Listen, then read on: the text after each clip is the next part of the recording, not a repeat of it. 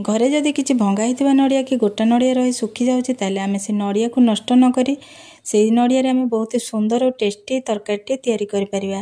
नमस्कार, मु सस्मिता आपण मानक स्वागत करुच्ची मो चैनल सस्मिता कुक्सपॉट रे। आज रेसिपी होची नड़िया बरा तरकारी।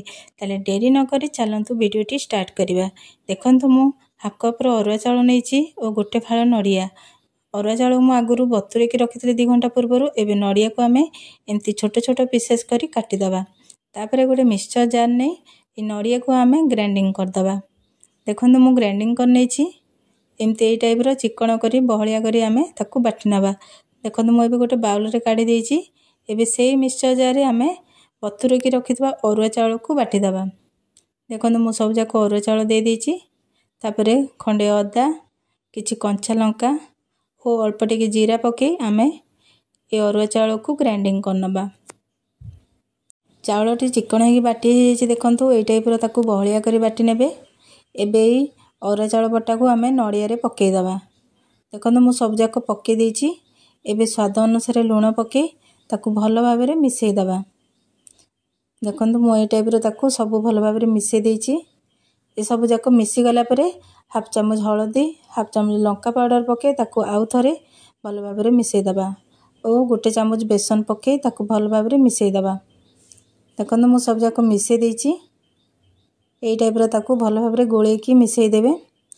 तापरे आमे मसला रेडी करनबा। देखंतु गोटे जार रे 2टी कटा हिता टमाटर, किछि काजू, किछि अदा, गोटे चामच जीरा पके ताकू भल भाव में ग्राइंडिंग करनबा। देखंतु मु ग्राइंडिंग कर देइची। एबे आमे बरा पके दबा।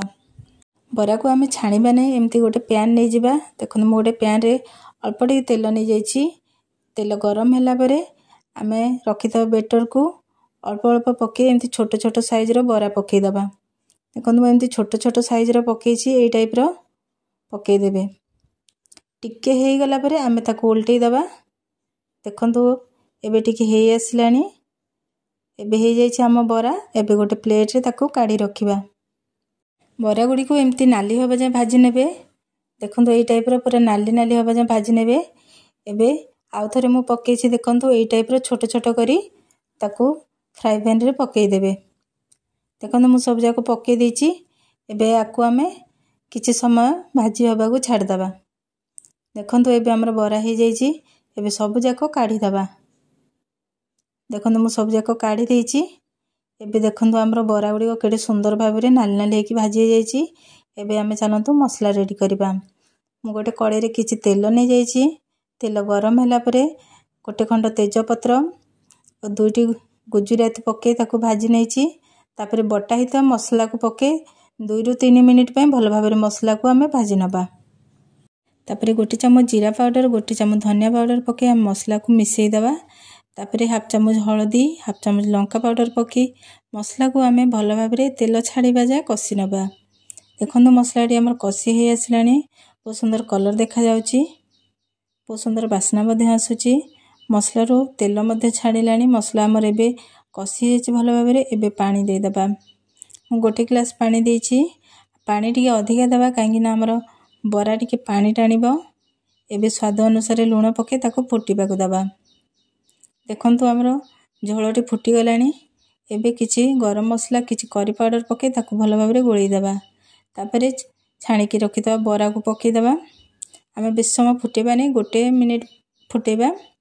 देखंतु हे जाइछि। एबे किछि मेथी पत्र पके आमे गैस रो फ्लेम टाको बंद कर दबा। एबे देखंतु हमर नड़िया बरा तरकारी प्रस्तुत हे जाइछि। नड़िया बरा तरकारी गरम भात किंबा रुटी रे खाइले बहुत ही टेस्ट लागि थाए। आशा करछि मो वीडियोटी आपण मानकु भलो लागिथबो। मो वीडियोटी भल लागिथिले लाइक करिवे, शेयर करिवे और कमेंट माध्यम रे निश्चय जणेबे। और मो चैनल रे नुआ थिले प्लीज सब्सक्राइब कर देबे।